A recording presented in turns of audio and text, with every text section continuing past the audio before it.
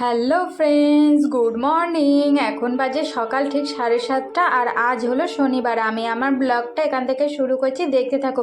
তো আজকে জানো তো আমি আমার বাপের বাড়িতে সকালবেলা ঘুম থেকে উঠে বিছনাতলা থেকে আমি আমার ব্লগটা শুরু করছি। কারণ আগের একটা ভিডিওতে তোমাদের তো দেখিয়েছি যে আমি আমার বাপের বাড়িতে এসেছি 9 মাস পর।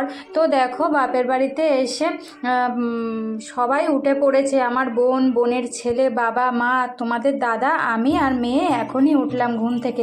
উঠে দেখো আমরা যে রুমটায় শুয়েছিলাম সেই ঘরের বিছনাটাকে একটু গুছিয়ে নিচ্ছি। আর জানো তো এই যে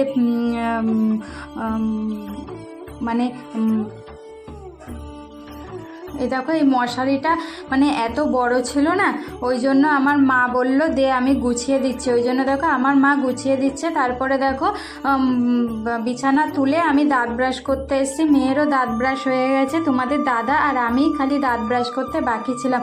তো দেখো দাঁত ব্রাশ করে নিচ্ছি। দাঁত ব্রাশ করে আর ওদিকে দেখো আমার মেয়ে আর বোনের ছেলের জন্য আমার বোন হরলিক্স করে দিচ্ছে আর বাবার জন্য চা করে দিয়েছে। আমার বোনের ছেলে তো বলছে খাবো না হরলিক্স, তাও জোর করে ওকে খাওয়াচ্ছে। আর আমার মেয়ে বিস্কুট দিয়ে হরলিক্স দিয়ে খাচ্ছে, বোনের ছেলেও খাচ্ছে। আর এদিকে দেখো আমার জাতুতো বোনের বর তার মেয়েকে নিয়ে দেখো ঘুরতে বেরিয়েছে।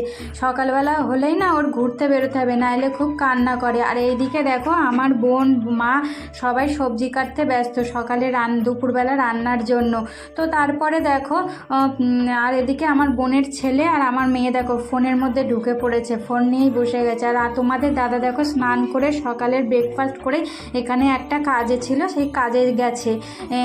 আর আমি দেখো স্নান করে নিয়েছি। আর সকালে মা পাউরুটি দিয়ে ডিম দিয়ে করেছিল, সেটাই খাচ্ছি। আমি, মা আর বোনই বাকি ছিলাম তিনজনে, তাই খেয়ে নিলাম। আর এদিকে দেখো আমার জাতুতো বোনের মেয়েকে একটু কোলে নিলাম। তারপরে দেখো এত শীত করছিল না, ওই জন্য আমাদের ঘরের ভেতরটা না রোদ ঢোকে না, ওই জন্য ছাদে চলে এসেছি রোদ পোয়াতে। আমার বোনও এসেছিলো, আমার বোন আর আমি দুজনে মিলে রোদ পুয়ে নিলাম। আর এদিকে দেখো আমার বাবা কত গাঁদা ফুলের চারা লাগিয়েছে। আর এইটা আমাদের যেন বাতাবি লেবু গাছ, এত বড় আর ছাদের সাথে এত ঘেঁষে আছে না, লেবু যখন হয় লেবু পাড়তে লগা লাগে না, এমনি ছাদে উঠলে হাত দিয়েই পারা যায়। তারপরে দেখো কিছুক্ষণ রোদ পুয়ে আমি আমার জেঠিমাদের ঘরে চলে এসেছি। আমার এই যে জাতুতো দাদা স্কুল মাস্টার, ওই স্কুলে যাচ্ছে ছাতুগুলা খেয়ে।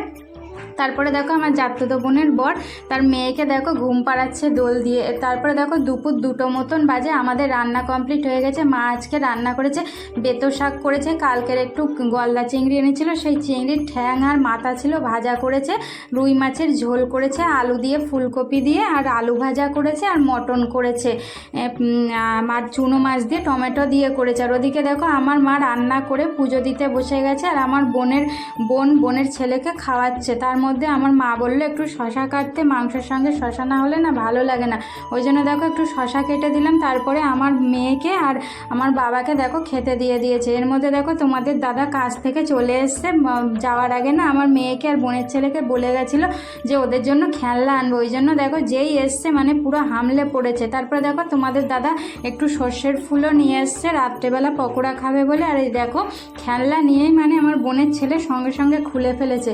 তারপরে দেখো দুপুরবেলার খাবার খেয়ে আমার জাতুতো দাদা স্কুল থেকে চলে এসছে, এসে দেখো গল্প করছি সবাই মিলে বসে বসে।